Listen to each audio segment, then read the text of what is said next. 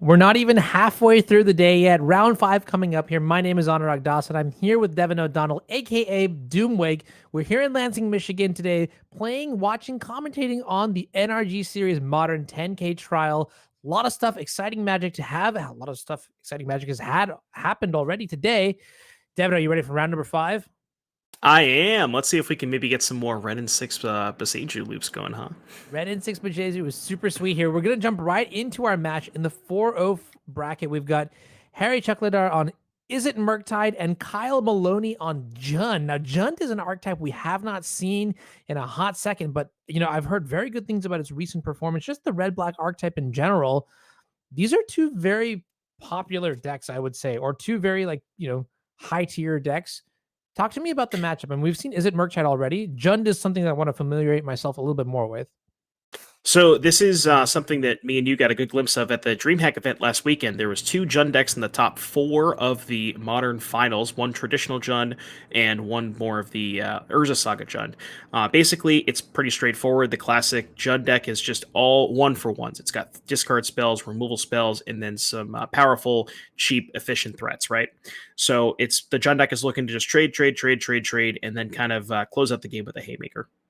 Makes sense. Yeah. I'm looking at the Jund list right now, and while we will get a better look at deck lists going into game 2 and 3 while we talk about sideboarding here, I see a couple spicy ones in this list. So we do have the generic discard spells like Inquisition and Thoughtseize, but more notably, I see Fable of the Mirror Breaker in this list, and that is a sweet one. Yeah, I'm seeing that as well. 3 copies of Fable, along with 3 copies of Riveteer's Charm. That's another new one from Straits and Duke of Penna, which has a lot of good utility, right? It's, graveyard hate for matchups where that's relevant. It's also potentially, a pseudo draw 3 where you just exile the top 3 and then you can play those. So really, really powerful. Also, just a removal spell. So some really cool, interesting deck building choices from the Jund strategy. We see a copy of Thoughtseize here. We're looking at big shreds. We got a Ragavan, a counter spell, a consider, and an iteration.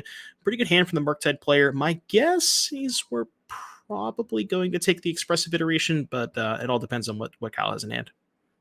Yeah, that's interesting. First of all, I want you to take a moment and pause here. You said big shreds, and I'm going to remember that. I'm going to write that one down in my book for later. But yeah, Thoughtseize going to take care of Ragavan, which we saw dashed on turn 2. Could be a problem if we don't have any more instant speed removal. I did see a copy of Tarmogoyf in the hand here on the Jund side. But yeah, this is this is a hand here from the blue red side. I mean, it's exactly the sort of tools that you see. I feel like the decks somewhat operate. I mean, they're both very, very grindy decks, so they must have a lot of similar tools. It's just a matter of how you choose to 1-for-1 in this matchup. And, both sides do have good removal. But then, let's see, from Harry's side, from the blue-red side, you have expressive iteration to pull ahead. And then from the Jund side, you have not only like Wrenn and Six and Liliana to sort of control things, but then like we saw the Riveteer's Charm, and then we saw, Dark Confidant is a card that I kind of remember as a relic of the past. I guess that's no longer playable.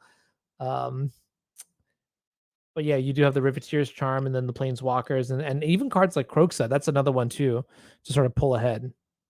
Yeah, Wrenn and Six kind of pushed Dark Confidant out of the format. That was, a card that before the printing of Wrenn and Six, you definitely saw a lot of these Jund strategies employ that. As we talked about, Jund is all about 1-for-1, and Dark Confidant is a way to kind of gas back up once you've cleared the way with all your discard spells and things of that nature. One card that I will point out being incredibly important in this matchup is Murktide Regent. So the sizing on threats is really important here. So Murktide Regent specifically gets to dodge Lightning Bolt and Fatal Push. Now, it's not that Kyle doesn't have answers to it, because we do have Liliana the Veil, if we can kill all the other creatures, and then also Riveteer's Charm, because if I recall correctly, maybe just pull up Riveteer's Charm. I believe it is the highest mana value. Yes. Okay, so Murktide Regent's always going to be the target there. So, some good answers to Murktide Regent. Makes sense. Yeah, I mean that's kind of like, it reminds me of like Gurmag Angler, like back when like Shadow was playing that kind of card, and just how the reason that Gurmag Angler was so powerful is because it just like dodged a lot of removal. Like, I mean, sure, Path to Exile hits it, but Path to Exile hits everything. But like in the Lightning Bolt matchups and the Abrupt Decay matchups, having that sort of almost, I would say, evasive threat just by virtue of having an insane stat line and then high CMC made it really good. It's interesting to see here. I mean, Riveteer's Charm is, the more I see this card and think about this card, the more it really does grow on me. And correct me if I'm wrong, but that is a copy of Riveteer's Charm in the hand right there, right? I believe so, yes. Yeah, Yeah. we take a look at Riveteer's Charm. Again, a lot of utility here. Basically, there's an Edict effect where they sacrifice a creature or planeswalker with the highest mana value. A form of draw 3 here where you get to exile the top 3, play them until the end of your, I think it's next end step. And then the third mode, exile target player's graveyard. Very relevant, especially against Murktide Regent. Yeah, so this is crazy. This card is like applicable in 3 major ways in this matchup. It's almost like this card is like the anti blue red deck, anti blue red card. By virtue of it. Well, first of all, it provides you more card advantage than Expressive Iteration. That's kind of sweet. It gets rid of Murktide Regent. That's kind of sweet. And then it also just affects the graveyard, which matters. It's anti Murktide Regent. So we're gonna see here Tarmogoyf come into play. Ledger Shredder going to tick up to a second counter here, discarding a redundant copy of Ledger Shredder. And oh, got the Goyf The counter. Love Tarmogoyf it. die. Love I it. need to get one of these for my own, just personal collection. But everybody likes a good Tarmogoyf die, right? It just makes me happy. Also, I'd like to point out that so far every card we've seen from Kyle is foil. I don't know if you have this experience, but every time I've seen a Jund person or a Jund player play Jund, and their entire deck is foil. I think it's just kind of the Jund way of life. It's like a storm in Legacy, but it makes sense, right? Like Jund is a way of life. Once you Jund, you never go back. I guess I don't know. I just made that up. But I give that like a solid like 6 out of 10 for phrasing. But no, like Jund, you just commit to it, right? Like that also means to me that Kyle may have been playing Jund for like a long time, which means we're gonna get a really good match here. Oh yeah, for sure. Yeah, we see Ledger Shredder putting in a ton of work here. Definitely, allowing Harry to filter through, find the cards that he's looking for, along with just growing. The Ledger Shredder has very, very quickly grown out of Lightning Bolt range. It doesn't usually take that much to get out of Bolt range. But yeah, we're definitely seeing some Shredder action here. Definitely a really powerful card. It's funny because I can't tell if this Tarmogoyf die is for the Goyf or if it's for the Ledger Shredder now, because they're both 4/5s. That one was a better joke. All right, I'll give that one like an 8 out of 10. That's kind of temporarily. But yeah, I mean, it's kind of interesting because Ledger Shredder also just like punishes most decks from, well, doing what they want to do, which is just like cast their spells. You know what I mean? Like, and that's why intrinsically I think it's such an insane card. I mean, the fact that it's a flyer that can get big. I mean, we're gonna see the Riveteer Storm cleanly take care of the card as Harry is tapped out, main phasing an instant speed spell. I like that a lot. You're playing around things like Spell Pierce, playing around things like Counterspell. But yeah, the bird is it's just so good. It's so good. It is really, really powerful. Yeah, you mentioned that Kyle did want to main phase that Riveteer's Charm. Definitely want to play around the multitude of counter spells that Harry has access to. We'll see if Harry has a follow up threat. I do see. I believe it's a Dragon's Rage Channeler, so that is not a bad one. Now we'll have to check and see if Harry has Delirium. That is good because I believe Harry's last card is a copy of an Unholy Heat. So Delirium can kill the Tarmogoyf, otherwise won't be able to. Yeah, at this point I have to imagine, Ledger Shredder is the creature, and then you have instant and sorcery. So Tarmogoyf will be contained. Unholy Heat, also kind of a crazy card to be printed in red. I don't see any copies of Unholy Heat in the Jund side of things, but I guess you have Fatal Push, Riveteer's Charm, Terminate. You don't actually really In need that. I like Harry doing this now. You already saw the Riveteer's Charm. If you get into a spot where let's say you let Kyle untap and Kyle has another copy of Riveteer's Charm, Unholy Heat on the stack, in response, Riveteer's Charm, exile your graveyard, that is a massive beating. Yeah, for sure. You already know that there are at least 4 types. I mean, that's actually kind of funny because it seems like Harry's graveyard is doing all the work here for the Tarmogoyf. So you could just like, oh, never mind. No, you're saying exile. Okay, I'm with you. My bad. Exile Harry's graveyard, and then yeah, you don't have Delirium, and then Goyf is still going to be big because you have Lightning Bolt and some other cards in the graveyard to make sure that it doesn't die to like the shock. Yeah, sure, I'm with you. Yep. All right, so looks like Kyle maybe doesn't have any leftovers here. I couldn't get a good look of what Kyle had. I believe it might have been a spell, but It didn't look like a land. If it's another Riveteer's Charm, I would be so excited. That's probably one of those things. So I believe the wording on Charm, let me just pull it up real quickly. I believe it says until the end of your next turn. Yeah. Yeah, your next end step. So in a situation like this, if Kyle's last card is Riveteer's Charm and he wants to get a draw 3 out of it, you would likely do it on Harry's upkeep to avoid the potential of Harry drawing a counterspell. Yeah. That's a good time to do it too. If you really wanted to do, what happens if you do it on your end step? Does that says your next I, end step, right? yeah, no, it would still work. You're right. You could do it on your own then, step two. Yeah, so that's just like the minor nuances. If your opponent is tapped out, that way you can play around counterspell a little bit better. Here we're going to see expressive iteration with the surveil trigger on the stack, and I like It this. is a Yeah, charm. Okay. Now, what are the modes? I see. I'm gonna. Yeah. Okay. Definitely. Exile 3. Those are wow, and 3 banger, you hit spells. 3 spells. Yeah, that's crazy. You know, be absolutely perfect here is if there's a land on top, because then I think you could actually just go like, if I mean, you see the double discard spell, right? So you're probably not going to keep anything in your hand this turn, but then the massive punish is literally actually just Kroxa, because you could go play the Kroxa, you take 3 points of damage since you don't have any spells in your hand, and then buy it back if you draw into a land. So this is actually a really devious set of 3 cards. JK, wait a minute. Maybe we have lethal on board. Yeah, Kyle drew a Wrenn and Six. I think I think it's gonna be at the end of the game. Because I don't think Kyle has a way to stop these channelers, and they are both delirious, and Kyle's at 5. So yeah, pretty good. A good sequence for Kyle. Potentially, Kyle's in a spot where obviously Kyle could have killed the Dragon's Rage channeler with the Riveteer's charm. But the thing is, when you're both in a top deck war, in a spot like that, you really want to make sure you try and get obviously, you want to get the 3-for-1 as opposed to just getting the 1-for-1. So I think Kyle's play was good. It just didn't work out for him. Didn't find a removal spell for the channeler, and Harry found a second channeler. I think I agree with that analysis as well. I think it's in this sort of situation, you sort of just take a deep breath, gotta get a little bit lucky, and try to pull ahead in that situation. In this situation, it didn't pan out, and that's okay. That's is what it is. There's still game 2. There's still game 3. A lot of outs there too. Lightning bolt, fatal push, K command. Not necessarily going to do it there.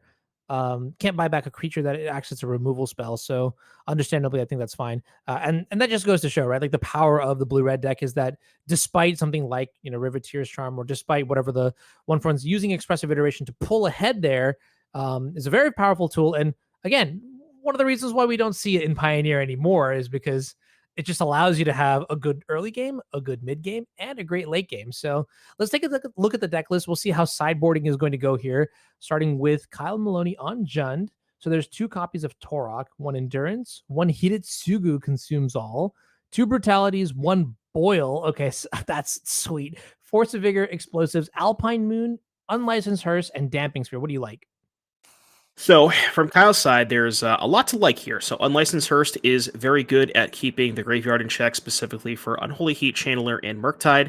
Definitely a big fan of that card. The other card that I'm looking at here, potentially Engineered Explosives. It's decent against Ragavan and Channeler. Potentially could kill a Shredder that is, outside of Lightning Bolt range. The Boil is interesting. It's expensive, and you saw Spell Pierce game 1, so it can be powerful, but at the same time, if you're behind enough on board, Boil can be kind of awkward, so maybe not looking towards that. Brutality is really nice because it can, kill an early Ragavan, and also you can escalate it to take a counter spell. Hidetsugu Consumes All, very good at cleaning up the 1-drops and exile in the graveyard for Murktide, and then I think the Endurance is a slam dunk here as well.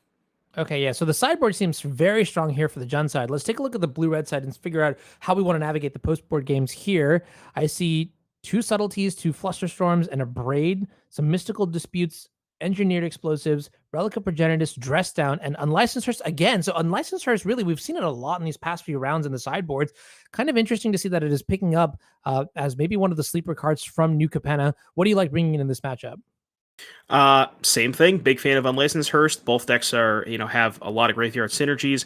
Dress Down is interesting. It could potentially stop an opposing endurance trigger, something along those lines, but maybe I'm not 100% sold on that. Relic of Progenitus, I think, is quite good. And then I think that is maybe the Flusterstorms, because they're good at fighting over removal spells and early discard spells as well. Very interesting. Yeah, it seems like both decks have large graveyard elements, whether it is, for Tarmogoyf, for Kroxa, or for Murktide Regent. These are all sort of things that make Unlicensed Hearts kind of phenomenal, I think, in the post-board games. And it's also going to be funny. going to be kind of. I haven't actually seen a game where there are two hearses in play, and then you have like that old like flashback to Oh like yeah. like Deathrite Shaman battles where you're like, well, I'm not going to tap my Deathrite Shaman because you're just going to tap yours. But then sometimes you could tap intentionally and do things like that. So I'm kind of curious to see how that's going to play out. That'd be kind of funny. I don't know. Okay, so now we've taken an analysis of what we want in the sideboards. Who's gaining more in the post board games, and who do you think is going to win the first post board game, game two? Personally, I think the Jund deck is gaining a little bit more than the Murktide deck is gaining. We talked about how the variety of different answers to the graveyard with Endurance and Hearse, and then also just getting to kind of shore up some additional weaknesses. So, and the Jund player is also on the play. So I think the combination of both of those things leads me to believe that I think Jund is potentially ahead in the post-board games. Okay, yeah, that makes sense. I think especially when you see like a large quantity of the one drops being okay. Actually, no, maybe it's just like Ragavan. Ragavan is a big deal. Being able to play that on turn one, dictating the pace of the play. Saying, hey, you need to.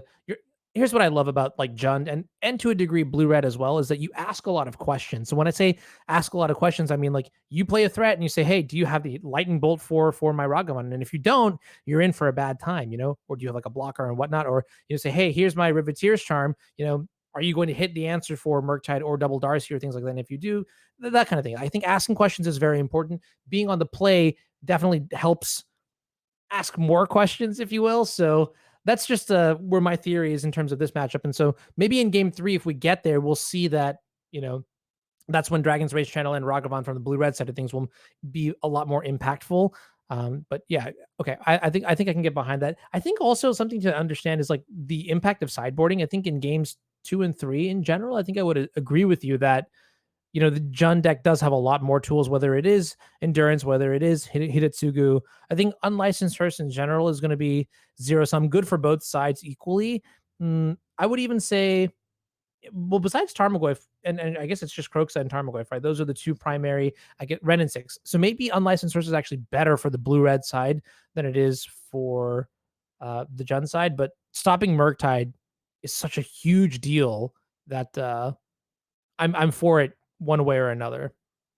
Right, like having an unlicensed Hearst early for either side, to be honest with you, is really important because if you're on the Jund side of things, you can keep the graveyard in check prior to the Murktide region to potentially stop them from casting it. And then if you're on the blue red side, like you mentioned, Wrenn and Six, really important against that, Kroxa as well. Yeah. Oh yeah, and also being able to keep the 1/1 as a 1/1 and not a 3/3. I'm talking about Dragon's Rage Channeler is kind of a big deal too because that clock. I mean, turning off flying, that, a number of reasons here. And we're going to see both players keep 7. Getting into this right now, Kyle Maloney going to play land to pass the turn. Here it is, Relic of Progenitus on turn 1 for by Harry. So I don't know if you saw what I saw in Kyle's hand, but I do see that little 4 mana red instant. So we'll see Ooh. if that comes to play here. Now, I can't particularly tell the art from the card. Is that a Spire Bluff Canal?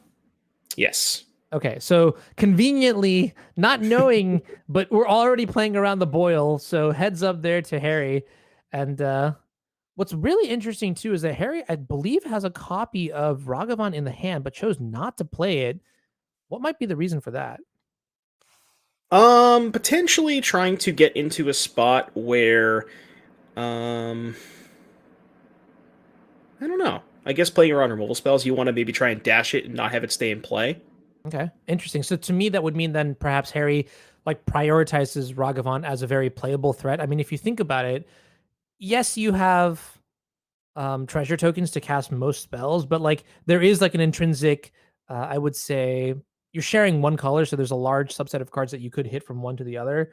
I kind of want to see Fable of the Mirror Breaker, not just off of Ragavan, but just in general. But looks like right now there's going to be a little bit of draw go here as Relic is going to cycle EOT. Yeah, looks like it. Also, one thing I want to point out: the big answer that I failed to mention at first is Wrenn and Six, where if you continuously dash your Ragavan, you can always get it around Wrenn and Six.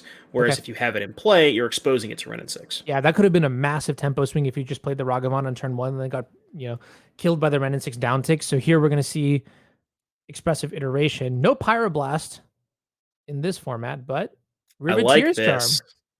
Yeah, very good sequencing from Kyle. Want to respond to the iteration to not get it spell pierced. This is a really good Riveteer strap. And like, I know as the blue red side of things, you're like, yeah, I got my draw two, but Jund is just like, okay, take your draw two. Here's 3 cards. I love this Yeah, card already. you can draw your 2. I'll take my 3 cards, and that's going to be a full 3 cards. We got a land, a Wrenn, and a Ragavan. So really, really good sequence for here, Kyle. Jeez, yeah, that is incredible. And I think that's going to just be the full turn for the next. I mean, you have the mana to cast everything as well. Is that Takenuma the Abandoned Mire? Yes, yeah, it Okay, is. Little unfortunate that we have to put that one into play because that one you'd rather continuously loop with the Wrenn and Six, but small consolation prize. right. So Takenuma is the channel land in the black color, which says mill 3, then return a creature or planeswalker from your graveyard to your hand, and it has the cost reduction as well. So this is cool to buy back. Whether you can buy back Liliana, you can buy back Wrenn and Six, you can buy back Ragavan, you can buy back Tarmogoyf. A lot of things here. Oh no, we see Harry going to the discard step. That is a missed land drop, and that is going to be rough. So the iteration didn't even draw 2 cards; it was just cycling almost. And I think here, I mean, now that you notice this very apparent flag from Kyle's side, how are you going to play the game out? What's going to change? What's going to be what's different now? Um, you're in one of those spots where I kind of want to just put as much pressure on Harry as possible, and don't let them get under. Don't let them get out of their mana screw. Basically, you see this is going to be a brutal turn here. Dragon's Rage Channeler into Wrenn and Six. My goodness, yeah. So just basically press your advantage. Don't let your opponent draw out of their mana screw. Oh, and you get the surveil trigger too off the. Yeah. Oh, this is so dirty. Jeez. I mean, I'm gonna freak out that we actually hit on Dragon's Rage Channeler, but like the whole turn sequence here, if Harry can come back in a meaningful fashion, I will be so impressed. But this is a pretty devastating board state, and like to the point where we don't even need all the value off the Riveteer's charm. I think this is absolutely okay. Maybe if we had dashed Ragavan off of Yeah, the off of the Takenuma, Takenuma. we could have actualized the full 3-for-1, but we're so ahead on this board state that it doesn't even really matter. Yeah, I don't think it matters. I can't even. You always ask me what sequence Harry would need to get out of this. I don't even know if there is one. Obviously everything starts with expressive iteration, but given the fact that you're behind on board, you're behind on mana, you're just behind in every facet of the game, as we see an expressive iteration here, which is good. Don't get me wrong, but I don't really know it's gonna dig him out of this hole. Yeah, and keep in mind that we bobbled on the upkeep or maybe on our end step or something like that. So we actually are drawing to a full grip of 9 cards this turn, which means unless we find land plus like threats to put into play, because like right now we have 9 cards. We'll play the land. We're probably gonna have to discard again actually on the end step here. I would be surprised. And don't forget about that boil. I mean, there's only one island in play, but when your opponent's mana screwed, 4 mana Stone Rain is still pretty good. Yeah, I think it's just funny that boils come into play, but it's just like literally, there's probably only 2 Spire Bluff Canal. Okay, there's the full 4 Spire Bluff Canal in the deck list, fine, but we've hit 2 of them instead of like Steam Vents, and to me that is just like, okay, look, everybody loves a good boil except for the blue-white players because just personal trauma. So I'm kind of cackling here that it's just 4 mana to get rid of 1 land only. Yeah. Yeah, still, there's a potential that Kyle maybe wants to hang on to the boil for maybe try to get at least one more land out of it. It also depends on what else Kyle has to do, and it looks like Kyle's got a full grip of cards, so he can probably. I think I saw a Fable in there, so Mhm. likely what you're going to see is dash Ragavan, attack with both, post combat Fable. Okay, well, Monkey Down gonna get bolted here before connecting.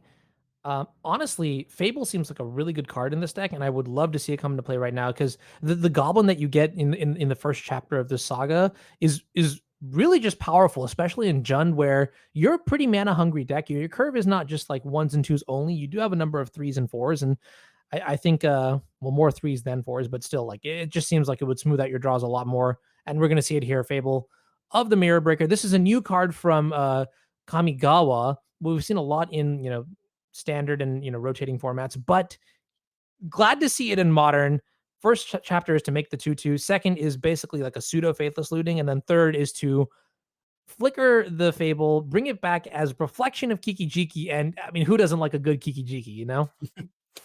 Yeah, especially, we have a channeler here, so you could potentially there's some cool things you can do with it. You can copy channelers to get additional surveil triggers, copy Tarmogoyfs to get in the red zone. So definitely some cool stuff we could potentially do with that. And we see the second island. So the one thing is obviously there's potential for Harry to hold up counterspell here, but it's one of these spots where Harry is behind, so he doesn't really have the luxury of holding up counterspell. So outside of something like a spell pierce, Harry might get got pretty good by this boil. Yeah, I think at this point you definitely do want to loot towards more mana sources and things like that. Just develop your draw, get the board on parity first, because if you don't, you will just get tempoed out of the game. And you can see this happening right now, right? Um, Play the Ledger Shredder, that's my flyer, Dragon's Rage Chandler, Unholy Heat to get rid of the Wrenn and Six, and now the board looks completely tamed up, honestly. But this boil might just completely undo all the hard work that's going on. Yeah, I mean, that is a really good turn from Harry, about as good of it as it possibly could have been. Shredder into Channeler into Heat, kill the Wrenn and Six to answer one of the more important threats. And like you said before, Harry does have two Spire Bluff Canals, so while the boil is good, it's still leaving Harry with 2 mana in play, which is the crucial point to potentially be able to cast something like a Murktide Regent. So this is kind of going about as good as it possibly could for Harry. Yeah, and Fable's going to trigger. It's going to discard the one of Kroxa and the 75 there, put that in the graveyard, and that is great. That is like the perfect card to bin off of Fable. So now we'll see if we have a way to push the Goblin token through to get that treasure token, and then maybe use that for more devious Jund plays. Looks like a Fatal Push on the Ledger Shredder. Always good to start with the removal spell, just to make sure that the Shredder dies before you play your second spell. Make sure there's no conniving. Mm-hmm. And then we'll see. It looks like we're going to go Bolt the Channeler. Pretty good sequence. Surveil again. Looks like, okay, we're keeping the card on top. I was going to say you could attack with. Okay, we're not going to Kroxa here. I was going to say you could attack with the 2/2 if Kyle didn't have a black or red source to be able to flashback the Kroxa, because I believe one of Kyle's lands is a Boseiju, which unfortunately does not cast Kroxa. Okay, yeah, that makes sense. So maybe our mana situation is not that great here. We got a bolt.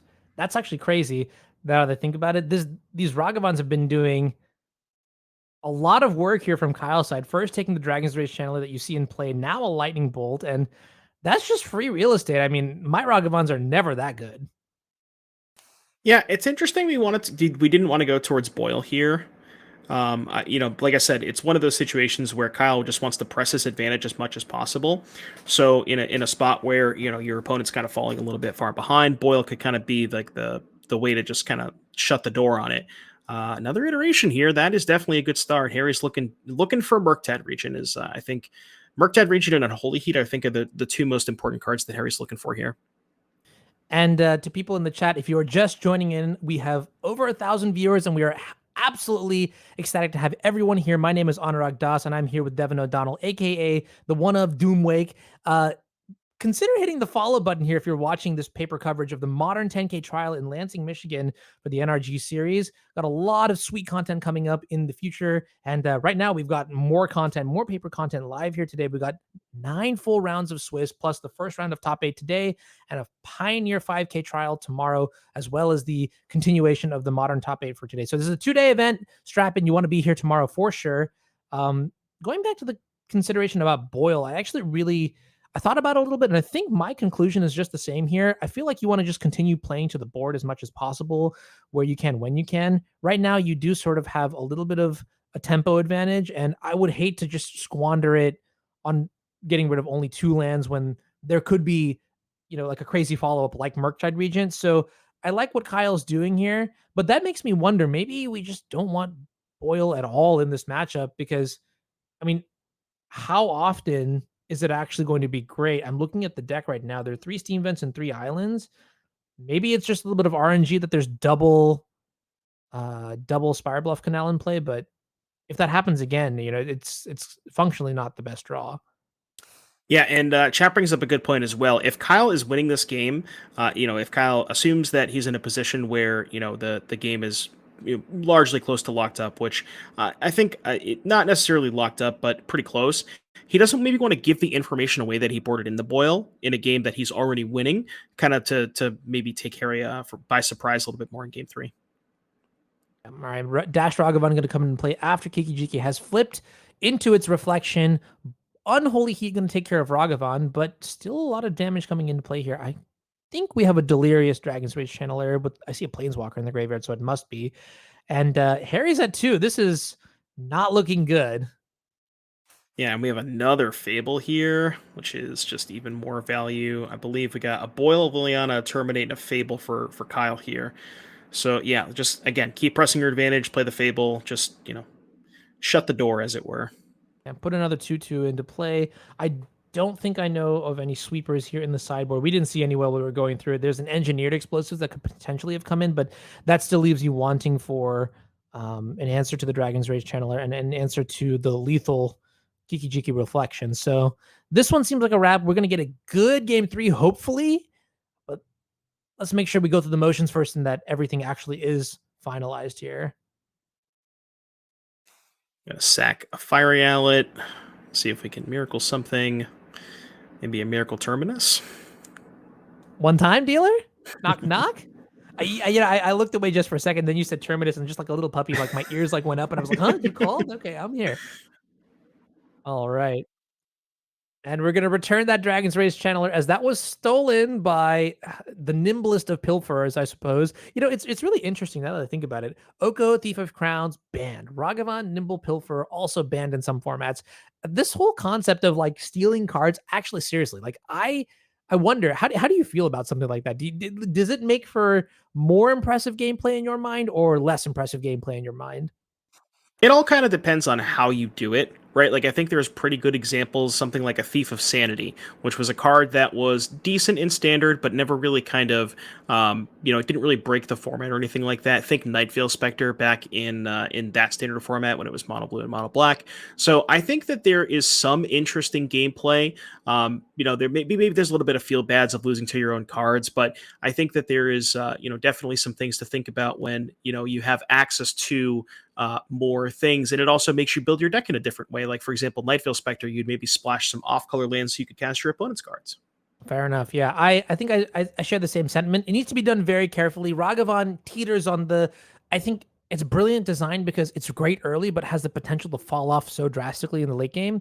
So that's where maybe not the exact same as the cards that you mentioned, but interesting deck design, card building design, and the impact it has on the format. Let's take a look at the sideboards one more time, real quick, before we get into game 3 here. This time, Blue-Red Murktide will be on the play, and this is what we were talking about earlier, was like, asking lots of questions, and Blue Red has the capacity to ask lots of questions. Ragavan, Ledger Shredder, Dragon's Rage Channel, all very good cards to start off with.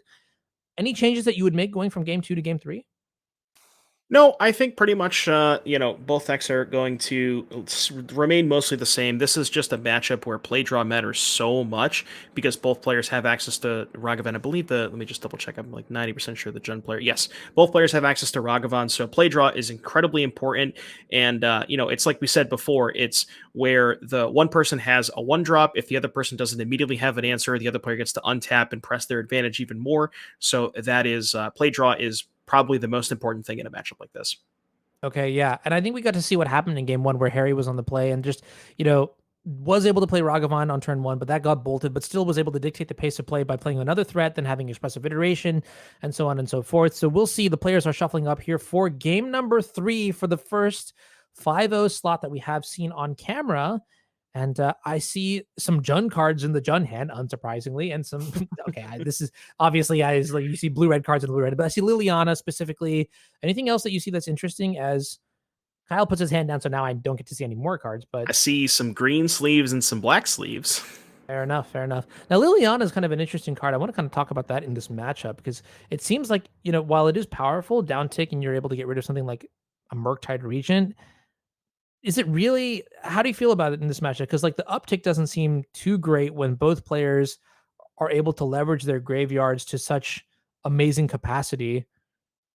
Right. Yeah. It all kind of depends. You're definitely. It's one of those things where the uptick isn't the best, but at the same time, you have a limited number of answers to Murktide. A lot of your removal spells won't necessarily touch it. Like we talked about, Fatal Push and Lightning Bolt don't really ever come close to killing a Murktide. So it's really important to have where a spot where you can kind of clean up the smaller creatures like DRC, Ragavan, and Shredder with your bolts and pushes, and then you have Liliana to be able to answer the Murktide. So I think that's the most important thing it's doing in this matchup, and definitely a card that Kyle on the draw, it is a little bit worse against something like Spell Pierce if Harry does have that in. And I would imagine with Harry in the play, we might, maybe it's a situation where Harry boarded out Pierce in the draw but wants it on the play.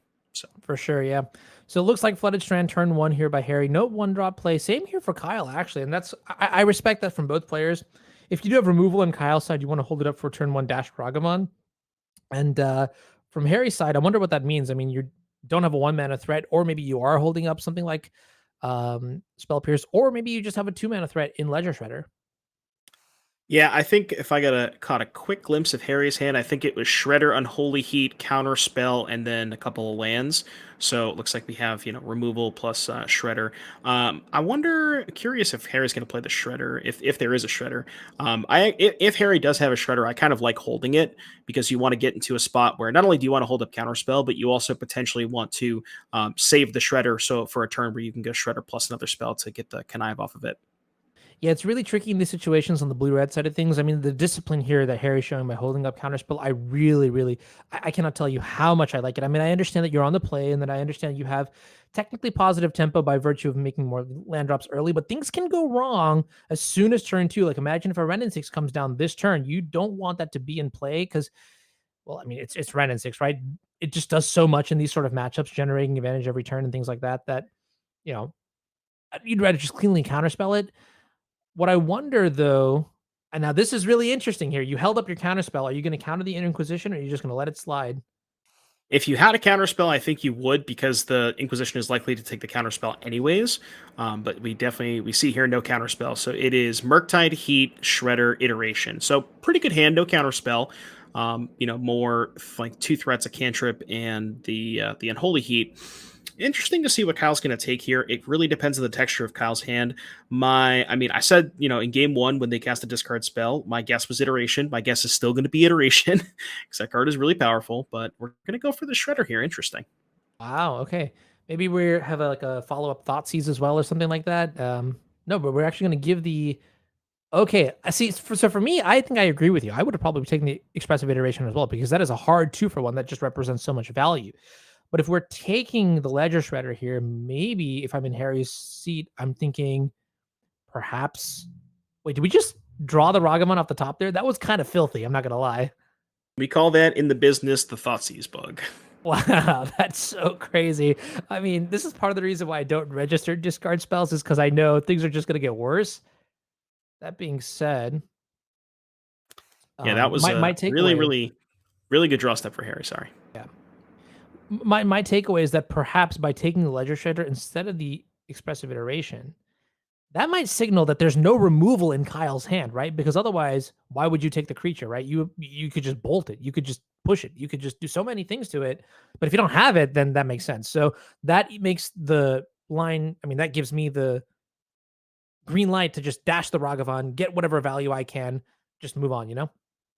Yeah, you make a really good point there. Like, for example, if Kyle takes the Iteration, leaves the Shredder, Harry's in a spot where, okay, well, they left me with the Shredder. They probably have a removal spell. Do I even dash the Ragavan at that point? So, yeah, but them taking the Shredder means that it gives you the green light for that Ragavan. Very, very good point. Yeah, and I think now, I mean, even though Harry's hand didn't look completely great when we saw it exposed to the Inquisition, I think it's still quite powerful because this turn we get to, okay, well, yeah, we still have the Iteration. We still can fuel back up or even pull even further ahead. Tarmogoyf is somewhat interesting. I see creature, land, and sorcery. So it is currently a 3/4. Good enough. Good Yeah, old Tarmogoyf. Goyf is a good one because Harry's removal spells are Bolt and Heat. Bolt does not kill a 3/4, and Heat is not turned on right now. So Goyf is definitely one of the threats that Kyle is looking for here to kind of bridge his way into the mid game. Yeah, and that's a really interesting question. I mean, we didn't. I mean, in the age of modern today, the year 2022, I feel like Tarmogoyf is one of those cards that just really doesn't the theory behind it, you just don't talk about it a lot because before it used to be just a great card, on turn two, very, very aggressive, but also, works well on offense and defense. Nowadays, I wonder if that really matters because it's just like vanilla ice cream. It's just very plain, right? So, how do you feel about Tarmogoyf in this matchup? I mean, it's nice that it blocks a Ragavan, but is that enough? So it's tough because the general consensus on Tarmogoyf, and the reason I think a lot of less people are playing it, is because the removal spells are so good. Think Prismatic Ending, think Unholy Heat. They all very easily answer the Tarmogoyf. Goyf used to be really good when there was a lot more lightning bolts floating around because Goyf was harder to kill.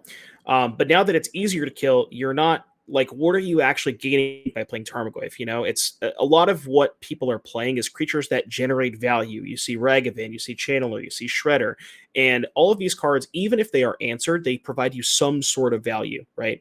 So, and that's kind of the issue with Tarmogoyf. Now, specifically in this matchup, Goyf isn't too bad because it does dodge at least Lightning Bolt and potentially Unholy Heat early.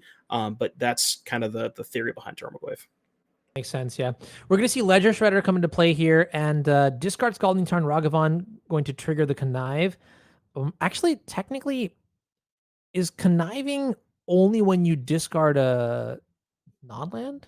Or it's just the loot? It's just the loot mechanic, right? Yeah, no, connive is the whole thing. Okay, cool. All right, I just for a second there, I had my brain was like, hey, I'm going to turn off for a second. And I was like, okay, cool. Makes sense. But this is a pretty solid turn for play, double creature. I think chat's actually pointing out that maybe the connive trigger is not supposed to happen because we went iteration into Shredder into Ragavan. So Ragavan was actually the third spell. Oh, that is a very good point. Rulings wise, it only procs on the second spell, not Yeah. any spells after that. So, not sure if there's a rewind opportunity here. Not we'll let the judges handle this. They'll be the ones to take care of it. But either way, Tarmogoyf is here in play as a 3/4, and it is doing a lot of blocking duty for the Ragavan. So, board looks sufficiently gummed up here. Yeah, Goyf holding down the Ragavan. Shredder Okay. can maybe start attacking, but we're going in with the Goyf. Wolf, check this out. Into the red What do we zone got? here with the Tarmogoyf. There's a hearse. Okay. That can, go a little big. And the cool thing about hearse is we talked about Unholy Heat being one of the cleaner answers to Tarmogoyf. Hearse prevents that from happening for the most part. We can kind of make sure that there's... now, obviously, there's a bit of awkward tension, right? Because as you start hearsing away the graveyard, your Goyf potentially can get smaller depending on, how many types are left over. So you got to be a little bit careful of that. Yeah, true. I mean, and I think that's interesting. The wording on hearse is actually kind of quite powerful, right? Because it says, you know, um, you can exile up to 2 target cards, obviously from a single graveyard. So that's the first thing that's kind of important. You can't get one from your graveyard and one from your opponent's graveyard, but you don't necessarily have to get the full 2. Like, I mean, so long as you can keep Murktide Regent under check, you are more than welcome to get as much or as little as you need to keep the Goyfs relevant in the game, right? 3/4 is a very, very important benchmark, just by virtue of, playing around Lightning Bolt. Right, exactly. And Hearse is another one of those cards that, if Harry's removal spells are all damage based, Hearse can, kind of grow out of those damage spells pretty quickly. Yeah, absolutely. All right. So Tarmogoyf, there are pair of 3/4s in play right now. And I think when you see the attack from the first Tarmogoyf, you can maybe suspect that there's something else coming down. I feel like in this situation, Tarmogoyf really is asking the question, right? It is large enough where I would begin to stress out about it if I'm on the Murktide side of things. I mean, especially the second Tarmogoyf. Right, for sure. So we're okay. Oh, So this we're is doing this interesting. just so we can connive. So we played a Shredder, then we played a Ragavan, so now we can connive twice. Now I'm interested to see if... So that would be land creature. Okay, another creature. I was going to say if we could connive twice, discard 2 different types, and then turn on heat for the untapped Tarmogoyf. That would have been kind of cool. But we Okay, discarded yeah. a And so creature, so I think we're not quite there on that. right. So connive only triggers individually for each of the ledger shredders. If you're wondering about what's going on the board here, so discarding the Murktide Regent will give the first shredder that connives a counter, but it will not give the second one a counter. You actually have to discard a second non-land card to the second shredder to get the second counter. That's a lot of seconds, but I hope that makes sense. And it Right, yeah. looks like So Murktide bit the dust with the first one, and then Ragavan, or Spirebluff came out with the second one, and then we Legend ruled the Ragavan. So all right, and now we're in the red zone here. 2 points in the air. Do you hear that in the distance, Devin? What's that? Call. Oh, I'm sorry. All right, a bit too much energy. I'll Okay. I'll forgive you. I'll let it slide. Okay, so Yeah, Kyle's in a really good position here. You know, again, has the better threats in play as of right now as the board sits with the two Tarmogoyfs, the Hearse, keeping not only Murktide region in check, but also keeping Dragon's Rage Channeler in check. And then I think Kyle has some good leftovers too. I think I saw a Terminate and a Liliana potentially, and a Charm. Yeah, Kyle's leftovers are really good. yeah. Now, unfortunately, I feel like this Liliana is not even that great. I mean, the Ragavan that's in play wasn't really doing much anyways, right? Because it couldn't attack and it can't really block. So this is one of those edict effects that doesn't really showcase the strength of Liliana in this matchup. This is what I was kind of worried about too, is right? Because if you are trying to target specifically like a Murktide region or one of the flyers, this specific situation is where Liliana really does look unimpressive. Now, that being said, the Tarmogoyfs are pretty large at this point, and so punching in for 6 total damage, gonna put Harry to 10, and that's where I'm starting to get a little bit nervous from the Yeah, blue red and side of things. Kyle's in a weird spot with this Terminate. So we had a couple of options. If we main phase the Terminate to kill one of the bigger shredders, we let Harry connive twice. So we probably don't want to do that. Now the other option is, do you upkeep it to play around a top deck counterspell? The other thing is, do you just hold it for the Murktide region? So a couple of options with this Terminate here. Absolutely. And it looks like we have expressive iteration here from the blue red side of things. That sees an island and I believe 2 spells. Yeah, and I kind of like holding the Terminate. I think if you were planning on terminating a Shredder, it would have been best to do it at that exact point with the iteration on the stack to prevent the Connive from the second Shredder. But it looks like Kyle is content on just holding the Terminate for Murktide, most likely.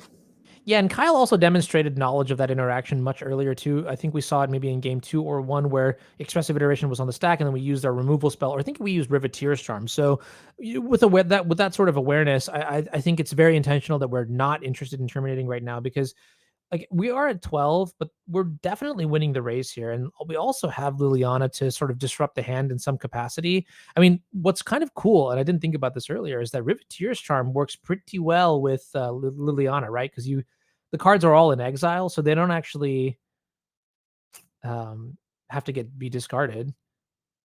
Yeah, and we see the patience being highly rewarded for Harry here. Harry's gonna be able to, or excuse me, for Kyle. Kyle's gonna be able to terminate that Murktide Regent, get the best threat right off the board. Now it is kind of awkward that the Murktide shrinks our Goyf. However, with Connives, the Connives could potentially pump the Goyf back up. So we'll see what Harry decides to discard here off of the Connives.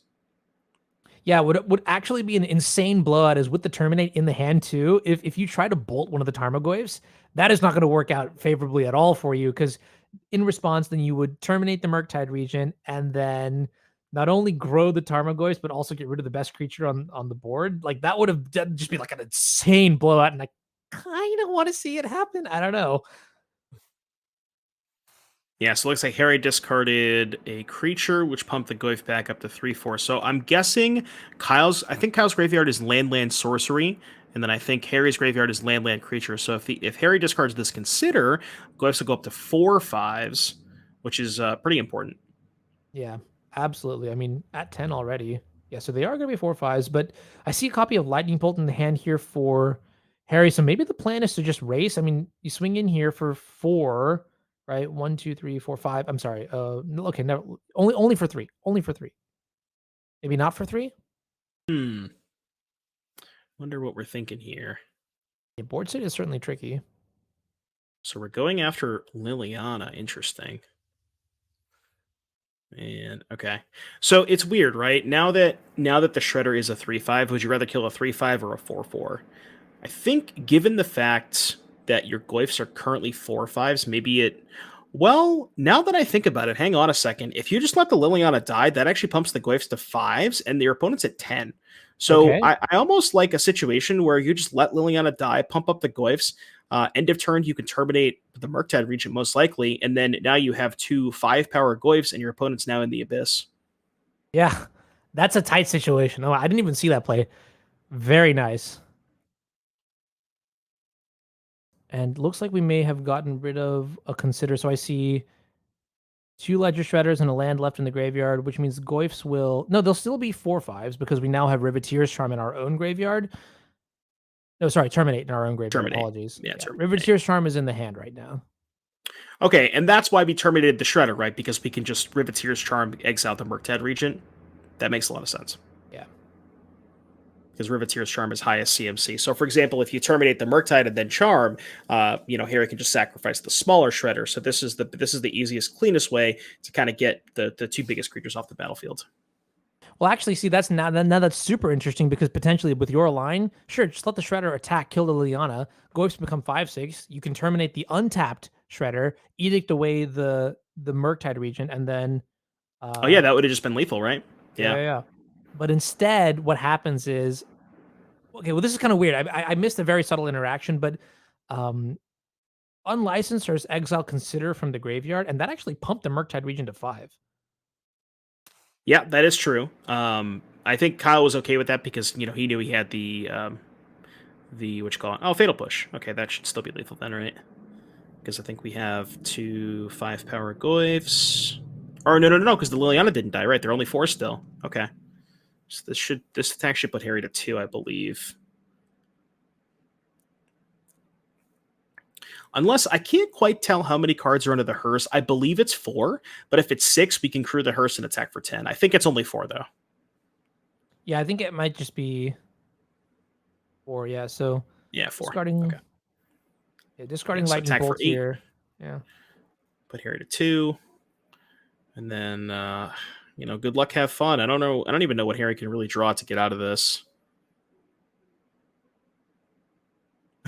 Well, I feel like I say that every single time, and then there's always an expressive iteration. Top, right? Yeah, just always there. That's definitely where it starts.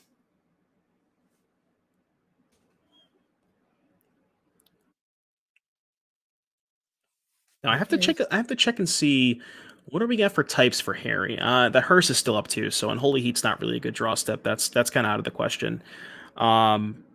I mean, if we let me look at Harry's deck list here. So Harry does have 1 copy of Engineered Explosives. I'm just saying that would be a pretty good one right about now. Okay, that is not an Engineered Explosives. Yeah, EE would definitely stabilize the board, not only getting rid of the 2 Tarmogoyfs, but also the unlicensed hearse. All right, that'll do it. Yep, no explosives, and that will do it. Harry falls to Kyle. All right. That was an exciting match. I feel like we don't get to watch enough Jund. I think Jund actually seems a lot more impressive, especially now rather than later, because I mean, just so many new tools that have been added to the deck, whether it is Riveteer's Charm or some of the other cards that we've seen today. And the play pattern was also quite interesting, right? Modern Horizons 2 did boost that for sure, but that's going to wrap that match up. Congratulations there.